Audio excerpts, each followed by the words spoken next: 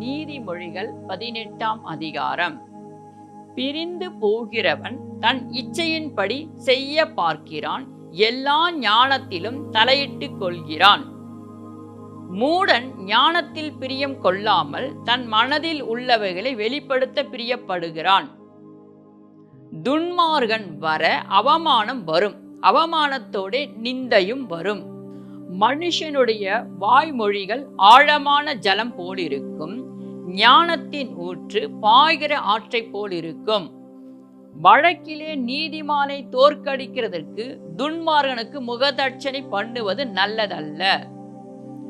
மூடனுடைய உதடுகள் விவாதத்தில் நுழையும், அவன் வாய் அடிகளை வர வளைக்கும்.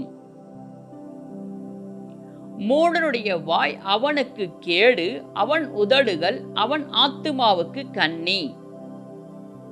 கோள்காரனுடைய வார்த்தைகள் விளையாட்டு போலிருக்கும், ஆனாலும் அவைகள் உள்ளத்திற்குள் தைக்கும்.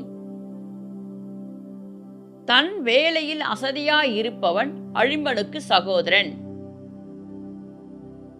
கர்த்தரின் நாமம் பலத்த துருக்கம், நீதிமான் அதற்குள் ஓடி சுகமாயிருப்பான். ஐஸ்வர்யவானுடைய பொருள் அவனுக்கு அரணான பட்டணம், அது அவன் எண்ணத்தில் உயர்ந்த மதில் போலிருக்கும். அழிவு வரும் முன் மனுஷனுடைய இருதயம் இருமாப்பாயிருக்கும், மேன்மைக்கு முன்னானது தாழ்மை. காரியத்தை கேட்கும் முன் உத்தரவு சொல்லுகிறவனுக்கும் அது புத்தியினமும் வெட்கமுமாயிருக்கும். மனுஷனுடைய ஆவி அவன் பலவீனத்தை தாங்கும், முறிந்த ஆவி யாரால் தாங்கக்கூடும்? புத்திமானுடைய மனம் அறிவை சம்பாதிக்கும், ஞானியின் செவி அறிவை நாடும். ஒருவன் கொடுக்கும் வெகுமதி அவனுக்கு வழி உண்டாக்கி பெரியோர்களுக்கு முன்பாக அவனை கொண்டு போய் விடும். தன் வழக்கிலே முதல் பேசுகிறவன் நீதிமான் போல் காணப்படுவான், அவன் அயலானோ வந்து அவனை பரிசோதிக்கிறான். சீட்டு போடுதல் விரோதங்களை ஒழித்து பலவான்கள் நடுவே சிக்கறுக்கும். அரணான பட்டணத்தை வசப்படுத்துவதை பார்க்கிலும் கோபம் கொண்ட சகோதரனை வசப்படுத்துவது அரிது. அவர்களுடைய விரோதங்கள் கோட்டை தாப்பாள்களைப் போல் இருக்கும்.